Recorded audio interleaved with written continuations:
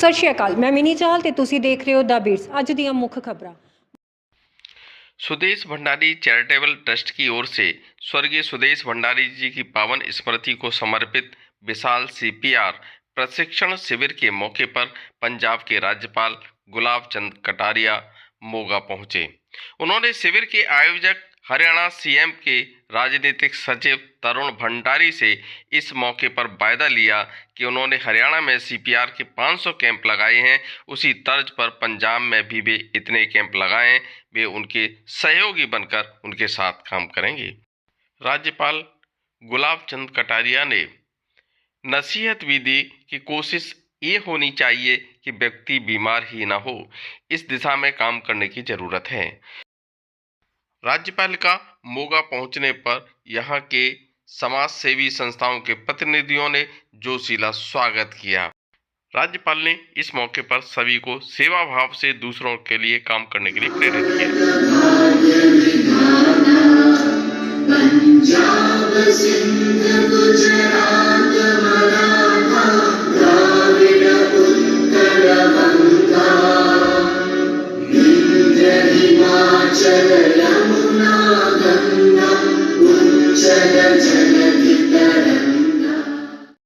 राज्यपाल गुलाब चंद कटारिया जैन समाज से आते हैं। उन्होंने जैन समाज के उस रहस्य को भी इस मौके पर उजागर किया कि जैन समाज के लोग सूर्यास्त के बाद भोजन नहीं करते हैं। राज्यपाल ने कहा कि इस आदत को अगर हम सभी लोग अपनाएं तो कम से कम बहुत सारी बीमारियां नहीं लगेंगी।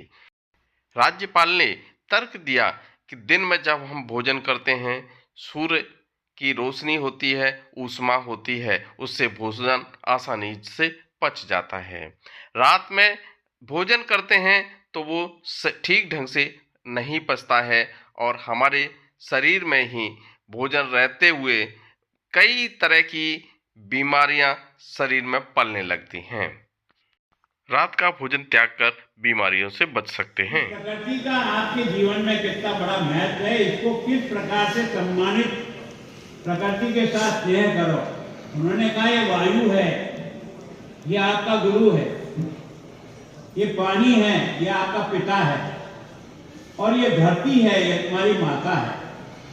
इसका मतलब माता के साथ, पिता के साथ और गुरु के साथ हमारा क्या संबंध और रिश्ता है, इस रिश्ते को अगर ध्यान रखा गया तो प्रकृति का भी संरक्षण हो जाएगा और वो प्रकृति आप लोगों को भी जीवन का दान देती रहेगी। अगर उसको आपने दूषित करने का प्रयास किया तो उसका परिणाम देश भुगत रहा है, दुनिया भुगत रही है। इसलिए पर्यावरण का अपने आप में महत्व में उस जमाने में गुरु नानक देव को कितने वर्ष हो गए, लेकिन एक छोटे से वाक्य में संपूर्ण लोगों को दिशा दे दी कि प्रकृति से प्रेम करो, प्रकृति से आप शोषण मत करो। राज्यपाल ने कहा कि भारत इतना सशक्त हो चुका है कि दुश्मन देशों से आने वाले ड्रोन को हवा में ही मार गिराता है। लेकिन सबसे बड़ी चिंता की बात यह है कि आज पंजाब में तमाम प्रयासों के बावजूद नशा तस्करी में उतना सुधार नहीं आ पा रहा है जितनी अपेक्षा की जा सकती है। ये बहुत ज़्यादा चिंता की विषय है। नशा हमारे युवाओं को निगल रहा है, उन्हें कमज़ोर बना रहा है।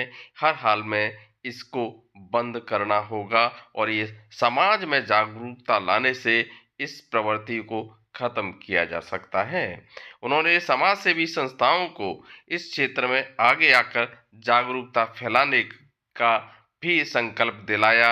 उन्होंने कहा ये हम सब मिलकर इस काम को बेहतर ढंग से कर सकते हैं। भंडारी चैरिटेबल ट्रस्ट ने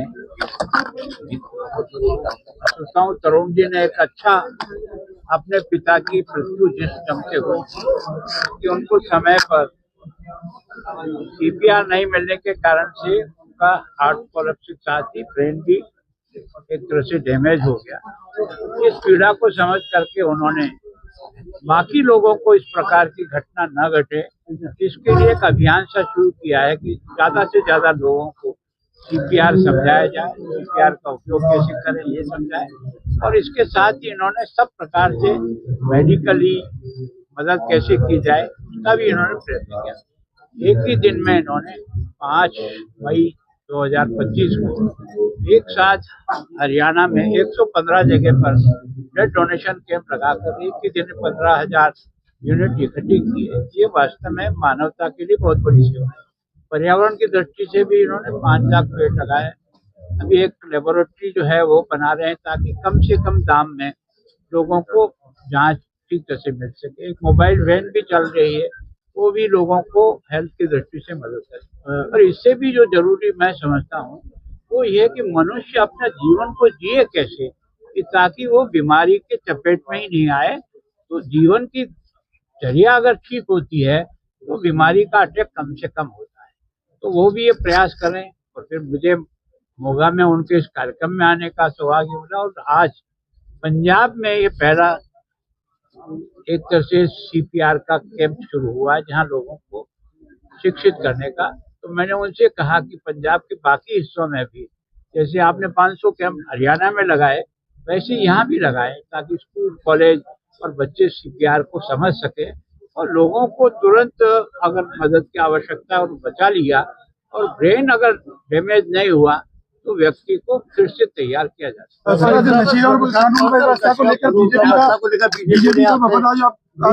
बीजेपी का मेरे यहाँ क्या है कि दरवाजा सबके लिए खड़ा, जिनको भी जो भी प्रॉब्लम है उसके लिए वो जरूर मिले। जो मुझसे काम हो सकता है वो मैं जरूर करूँगा। लॉ एंड ऑर्डर के बारे में मैंने पहले भी कहा है कि वास्तव में यहाँ पंजाब में क्या है कि रोज कहीं न कहीं एक आध जो है ना गोलीबारी होती है, तो ये हमारे लिए चुनौती है।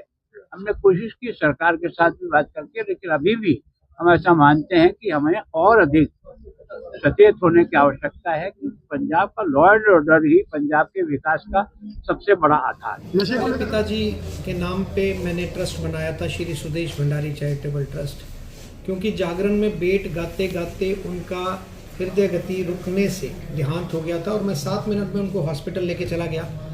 और तब किसी को ये नहीं, मैंने कभी नाम नहीं सुना था कि CPR क्या होता है। डॉक्टरों के द्वारा जब बताया गया कि इनकी जान तब बच सकती थी अगर CPR देते देते हम हॉस्पिटल ले आते। उसके बाद मेरे मन में एक विचार आया कि मेरे पिताजी तो चले गए, परंतु लोगों को इसके बारे जागरूक करना मेरी जिम्मेवारी बनती है। तो हरियाणा में मैंने लगभग 500 के करीब कैंप लगाए और उन कैंपों से जिन लोगों ने सीखा 50 के करीब जानें भी बची। तो पंजाब में, क्योंकि मैं मोगा का ही रहने वाला हूँ, मेरे पिताजी यहाँ 50 वर्ष के करीब रहे, मेरे दादाजी सब लोग यहीं के रहने वाले थे। तो मेरा मन जब पंजाब में ये CPR की ट्रेनिंग के कैंप शुरू करने का मन हुआ तो मैंने कहा क्यों ना इसको मोगा से शुरू किया जाए।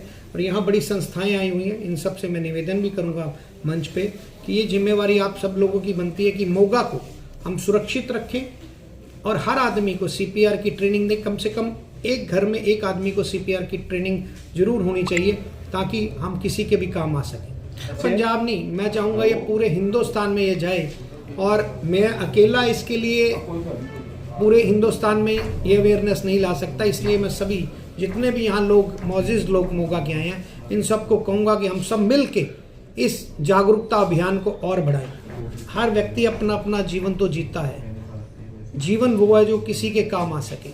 अगर हम अपने पूरे जीवन में एक भी जान बचा सकें तो इससे ऊपर और कोई काम नहीं हो सकता। तो सब लोग, कोई अपने जन्मदिन पे लगाए, कोई अपने बुजुर्गों के याद में लगाए। एक कैंप एक साल में हर व्यक्ति को लगाना चाहिए और संस्थाओं को इसके लिए जागरूकता फैलानी चाहिए। ਅੱਜ ਤੱਕ ਲਈ ਇੰਨਾ ਹੀ। ਫਿਰ ਮਿਲਾਂਗੇ ਹੋਰ ਖਬਰਾਂ ਦੇ ਨਾਲ। ਤਦ ਤੱਕ ਲਈ ਸਤਿ ਸ਼੍ਰੀ ਅਕਾਲ।